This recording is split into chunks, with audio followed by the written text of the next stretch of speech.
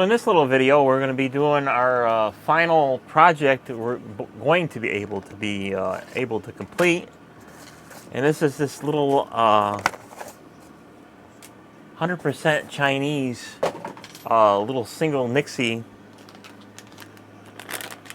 clock. So the board and the tube are all 100% China. So it's going to be an interesting little experiment to see how good this tube is. So this is the it's a QS type tube, so it screams out China, and it's also got these tags on them. So real tubes don't have tags. This one does. So on the board here, this is the board for it, and of course we're going to have to match up the wires with the tubes, tube sockets. So there's 1, 2, 3, 4, 5, 6, 7, 8, 9, 10, 11, 12. There's 12 sockets, but there's 13 wires. So on this particular tube, it has a decimal point on the left-hand side of the tube. So if you look at the glass, you can sort of tell which leg it is.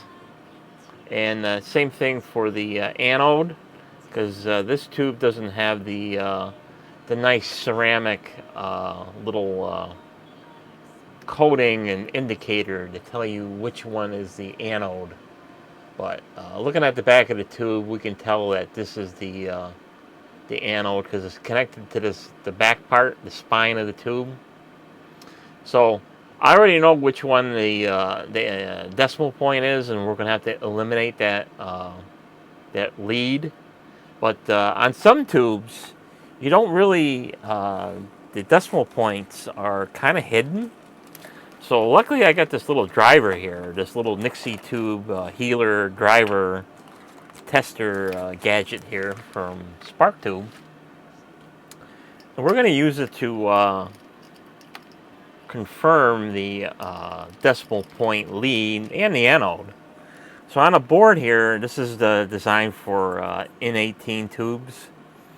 So I got one probe here. It's going to be marked for the anode, and then our first digit, which is always a 0. But it's the first one that gets powered up when this board gets powered up.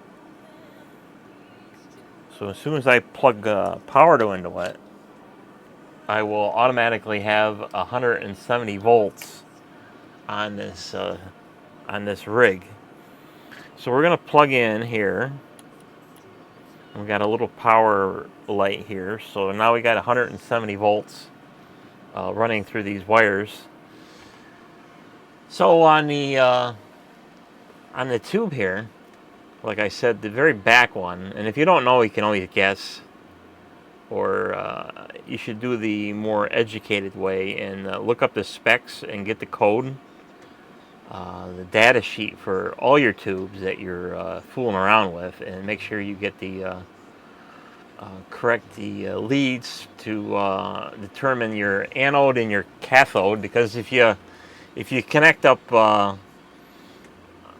the leads in some weird fashion, you could get a very short and burn the wires out, or burn something inside the tube, and we don't want to be burning any tubes up. So now we're going to be taking our other lead here, which is our cathode, and we can touch any of these wires and light them up, just like so. And it's a good way to test the integrity of a tube, especially if you don't know the origins of it or how good it is. So we can test all the numerals here. So that's a 1, and we went 2.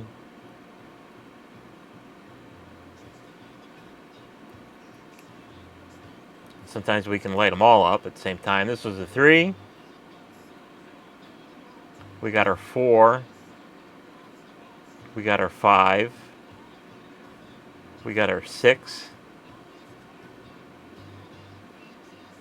We got our 7. And here's our little decimal point. So as you can see, we got our little decimal point here. So we can take that one and then fold him up, because we're going to be chopping him off, because we don't need him for this particular setup. It's not going to ever be lit, so we don't need it. And there's no provision on the board for a non-connected.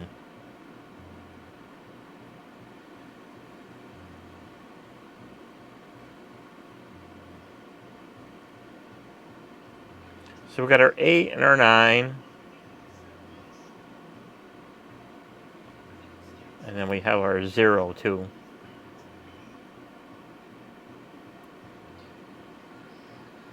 So all our numerals work, so that's pretty cool.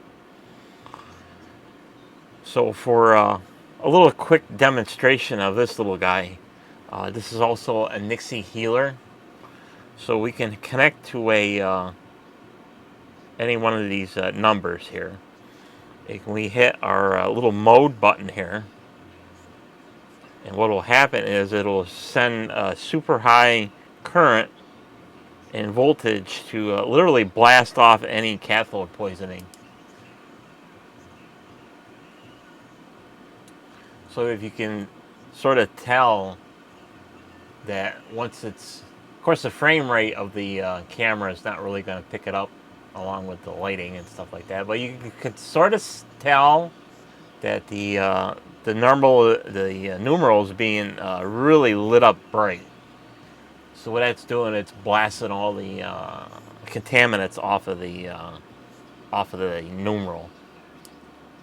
And then when you're done, you can light it up regular, and you can kind of tell that it's been lighting up brighter than the other ones. So that's a quick little demonstration of the little Nixie healer here. So we will unplug him, and leaving the tube connected, and we'll discharge the capacitors on here too. But you still want to be careful of placing your little digits amongst these caps or anywhere on this board while there's power, because there's still a little phantom power. I can still see that LED briefly and dimly lit. So now that we determined that our decimal point is this lead here, we can chop him off, and we'll leave just a little tick, just in case, you know, we ever want to connect something back up to again. So on this little guy, we're going to have to set the depth, and I've already done that ahead of the game here. So I'm going to be cutting all these leads to about 10 millimeter.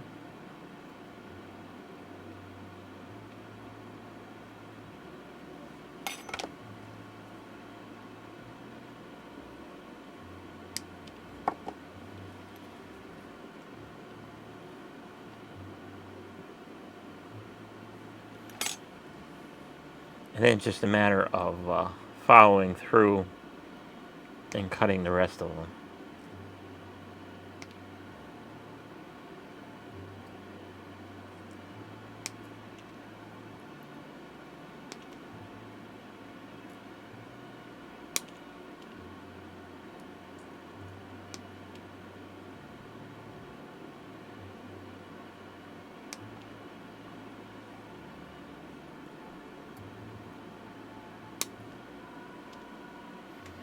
So that's our snipping, and now it's for the fun part of trying to line up all these wire pins with all these little holes. So to make my life easier, I'm going to take the top of the board, the decorative top deck here off, so it makes it a little easier to assemble this.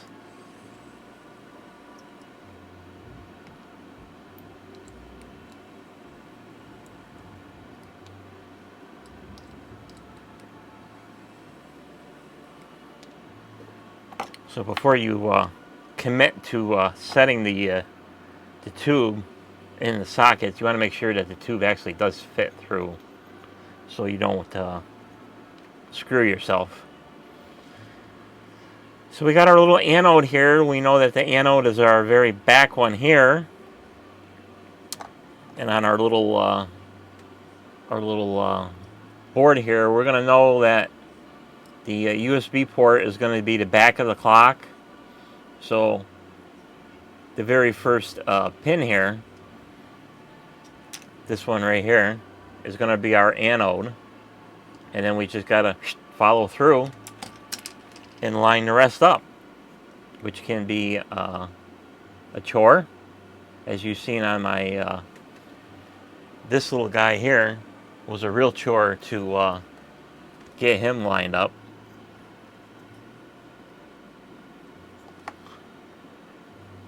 But the biggest challenge is to pretty much straighten all the wires up the best you can, because the straighter they are, and if you can sort of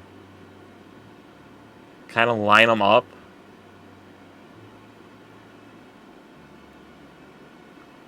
so they're not so cattywampus.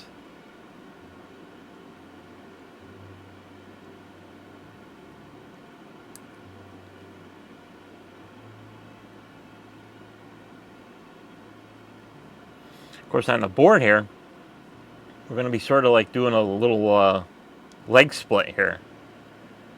So that'll be an additional little chore to have to deal with that.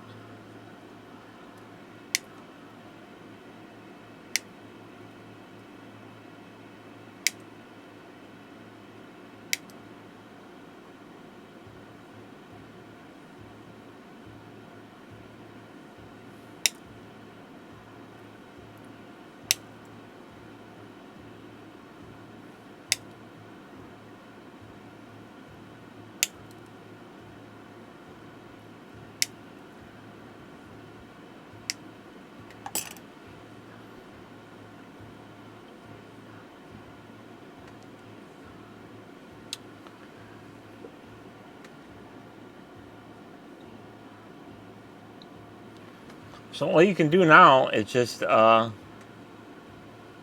your best to get all the stuff lined up.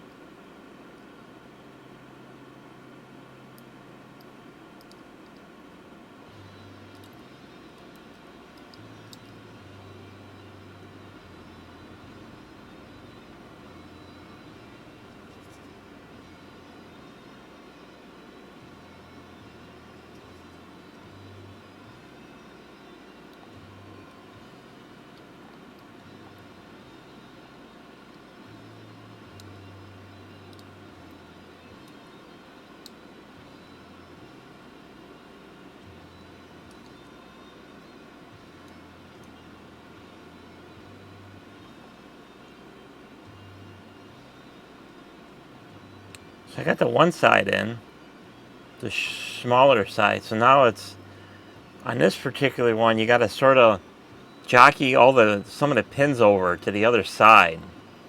So some of the pins are got to be bent over. So you're going to have to help it out.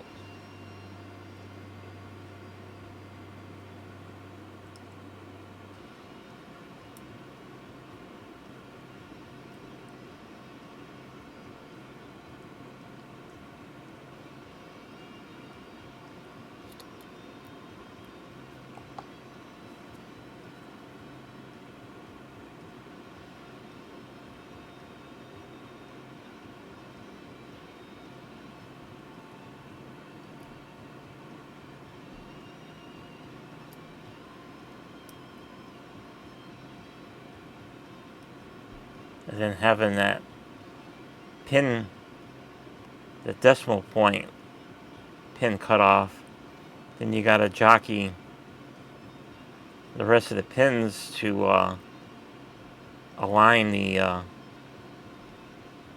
remaining pins up.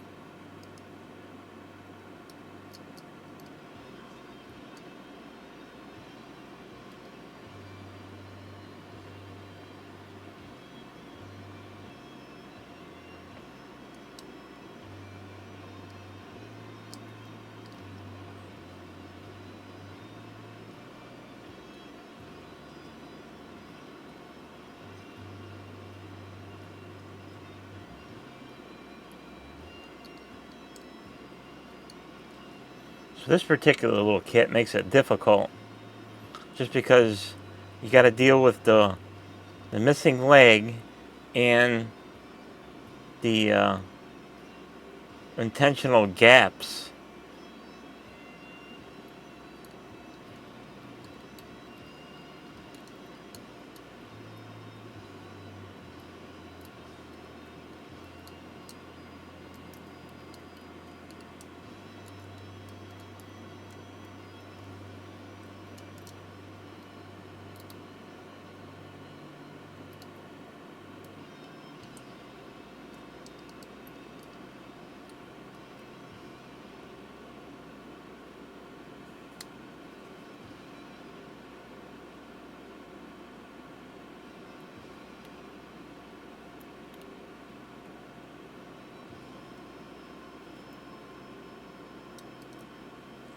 So I'm not going to bore you anymore of me trying to struggle getting this tube into this particular base. So I'll come back when I'm ready to put the top deck back on. So for you, it would be just a flip of the page. So I got all the wires in, and unlike I said earlier where you had to chop that one leg off, you don't have to, because there is a socket for it. So you don't have to cut the lead off, but you can if you want to, because it'll make it a little easier and one less wire that you have to line up. So it wasn't a complete loss. So like I said earlier, this one has a fortunately the ring is gapped. I don't know why they designed it like that, but it's gapped. It's China, so what are you gonna do? So now that we got our tube in, so now we can secure it with our fingers and get this silly little sticker off.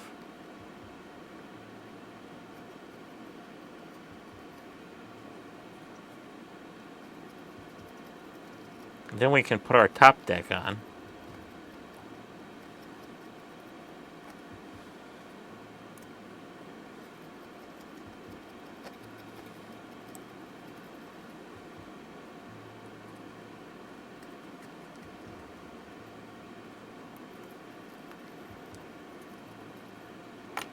Okay.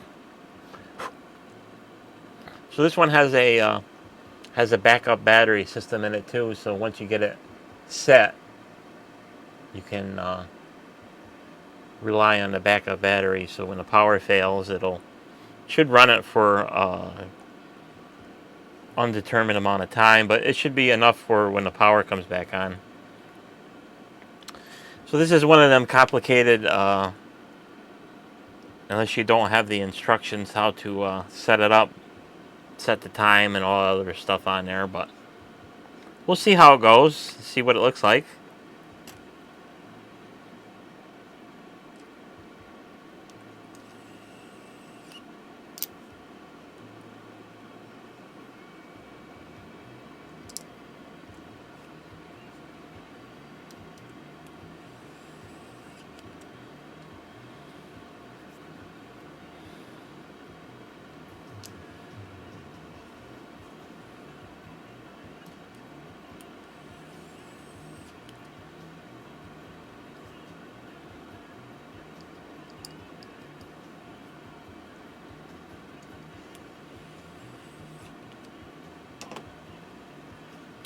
So it takes care of our assembly.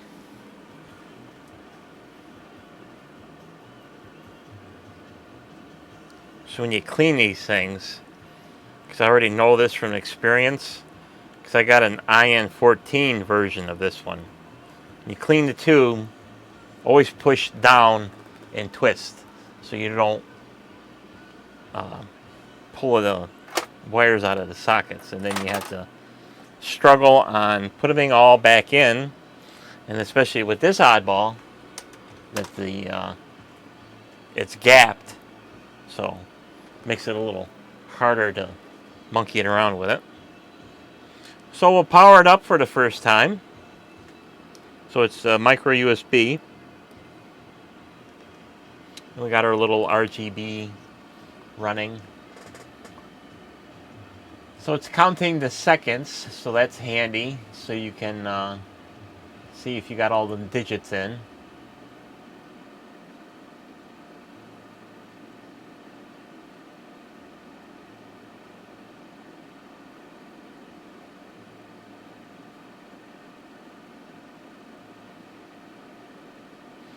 So that's pretty cool.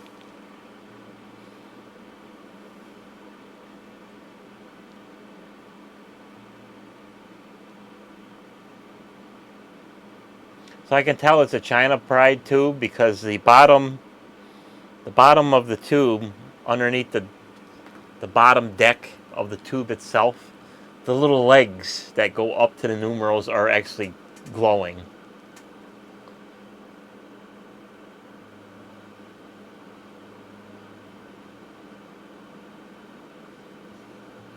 So that's either the quality of the tube, or maybe the voltage is a little too high, that it makes the bottom of the tube light up. See, I don't think you can see it from the front. So only there's only a couple little segments in the back that are lighting up. See them lighting up on the bottom?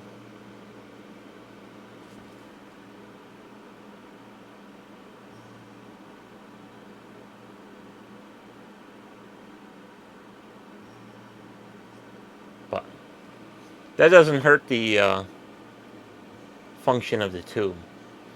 So it's a very nice tube. It's a beautiful little clock to have on your desk or on a shelf or somewhere high. Like the one in my bedroom, I got it up by the speakers, so it's way up high in a corner. And it's sort of nice having it hang out there.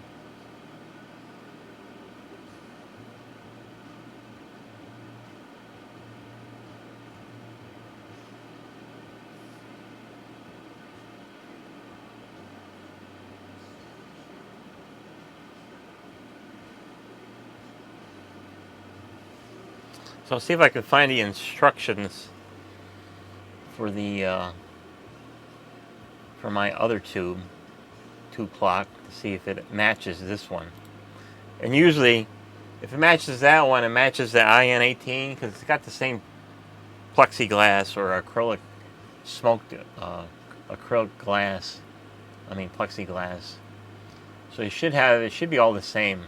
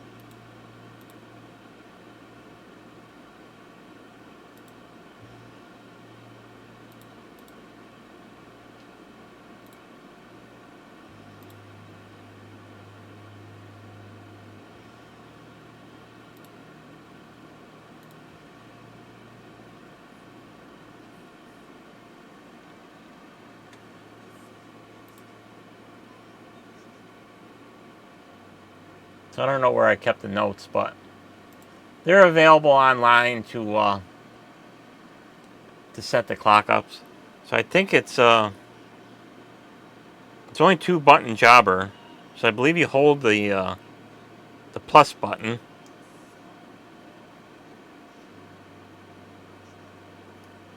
Not that one.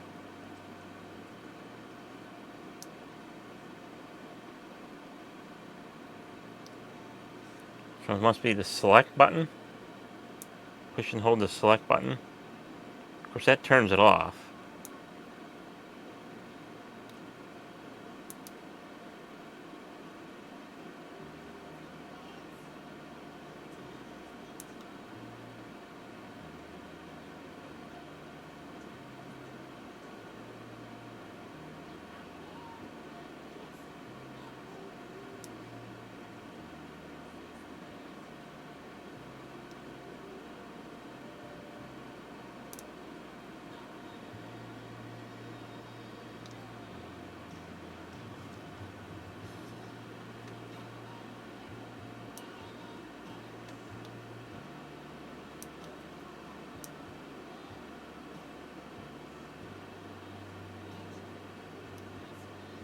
So I don't remember how to set the time on these. I know it's a bit of a chore on these single digit clocks. Same thing with my my single digit DFDs. You got to follow the hierarchy of when you start at step 1, and then you continue on with step 2 and step 3 and step 4. So if you get distracted or you lose your place, you pretty much got to start over. So I know with these little guys, there's a little trick to get into the menus, and you got to follow the hierarchy to the T, because otherwise you'll be thinking that you're setting the clock and you're setting the date or something like that, or you're screwing around with the RGB LED. So I'll have to play with that. So the point of this video is I got the tube in. It works. This is going to be a long duration test to see if the tube lasts any amount of years, because you don't know with China and stuff like that. And it's got the same brightness as a regular Nixie tube and stuff like that. So that's it for this video. Thanks for watching, and we'll see you on the next video. Bye bye.